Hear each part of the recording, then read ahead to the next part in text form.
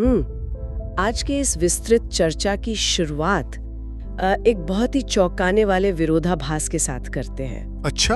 हाँ, मतलब जरा इस तस्वीर की कल्पना कीजिए। एक तरफ आज की रिलायंस इंडस्ट्रीज है जो हर मिनट लगभग 2 करोड़ रुपए कमाती है। बाप रे, हर मिनट? बिल्कुल, हर एक मिनट में। और दूसरी तरफ एक युवा लड़का है जो कड़कड़ाती धूप में खड़ा है, पसीने से लथपथ है और गाड़ियों में पेट्रोल भर रहा है। एक आम क्लर्क जिसे कोई नहीं जानता। ये सच में रोंगटे खड़े कर देने वाला कॉन्ट्रास्ट है ना? और सबसे बड़ी हैरानी की बात यह है कि ये दोनों तस्वीरें एक ही इंसान की कहानी के 2 सिरे हैं, धीरूभाई अंबानी। देखिए, जब हम आज इतनी बड़ी सफलता या इतने बड़े साम्राज्य को देखते हैं तो अक्सर हमारा दिमाग ये मान लेना चाहता है कि ये सब मतलब रातों रात हुआ होगा। हाँ, या कोई जादुई फॉर्मूला रहा होगा। बिल्कुल, लेकिन ये सफर धूप में पसीना बहाने और एकदम जमीनी हकीकत से जूझने से शुरू हुआ था। और यही कारण है कि आज हमने इस चर्चा के लिए जो स्रोत चुना है, YouTube चैनल शिवांशु अग्रवाल का video how Ambanis became so rich. उससे हम सिर्फ एक अमीर आदमी की बायोग्राफी नहीं पढ़ने वाले। सही कहा, वो तो कहीं भी मिल जाएगी। हाँ, हमारा मिशन ये समझना है कि आखिर वो कौन सी मानसिकता थी, वो कौन सी रणनीतियां थीं और बाजार की खामियों को पकड़ने की वो कौन सी पैनी नजर थी जिसने भारत के सबसे बड़े व्यापारिक साम्राज्य की नींव रखी। ये बहुत ही दिलचस्प होने वाला है। तो ठीक है, आइए इसे परत दर परत समझते हैं। अगर हम समय में पीछे जाएं, 1932 के गुजरात के चोरवाड़ गांव में, तो वहाँ एक स्कूल टीचर के घर धीरूभाई का जन्म हुआ था। एक बहुत ही साधारण परिवार में। हाँ, 7 लोगों का परिवार और रहने के लिए सिर्फ 2 कमरों का घर।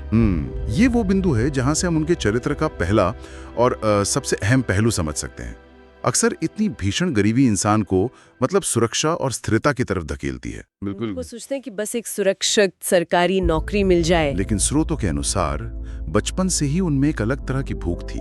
1946 में जब वो केवल 14 साल के थे, उन्होंने अपने दोस्त कृष्णकांत वखारिया के साथ मिलकर 14 साल की उम्र में? हाँ, सिर्फ 14 साल की उम्र में उन्होंने जूनागढ़ विद्यार्थी संघ बनाया और सीधे स्वतंत्रता आंदोलन में हिस्सा लिया। अरे वाह, एक 14 साल का लड़का जो अपने घर की आर्थिक तंगी देख रहा है, वो एक संगठन बना रहा है और व्यवस्था के खिलाफ आंदोलन में कूद रहा है। यही तो उनके नेतृत्व क्षमता का पहला बड़ा संकेत था। ये दिखाता है कि वो कभी भी सिर्फ बैठकर हालात को कोसने वालों में से नहीं थे। लेकिन फिर 1949 में मैट्रिक पास करने के बाद असल जिंदगी की कड़वी सच्चाई सामने आकर खड़ी हो गई। क्योंकि आगे पढ़ने के लिए पैसे नहीं थे। बिल्कुल नहीं थे।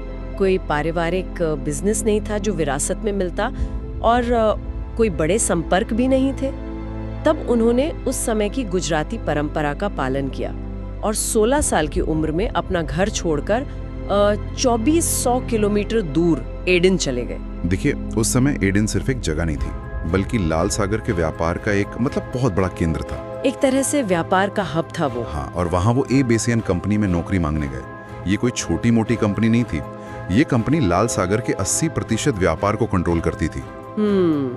वहाँ उनका इंटरव्यू मगन भाई पटेल नाम के एक गुजराती सज्जन ने लिया था ना? बिल्कुल, मगन भाई ने ही उनका पहला टेस्ट लिया था। उस इंटरव्यू का किस्सा मुझे बहुत दिलचस्प लगा। मगन भाई ने 16 साल के धीरूभाई को द टाइम्स ऑफ इंडिया का एक लेख दिया और कहा कि इसकी अंग्रेजी में समरी लिखो। और उन्होंने वो टेस्ट पास कर लिया। हाँ, और उन्हें क्लर्क की नौकरी मिल गई।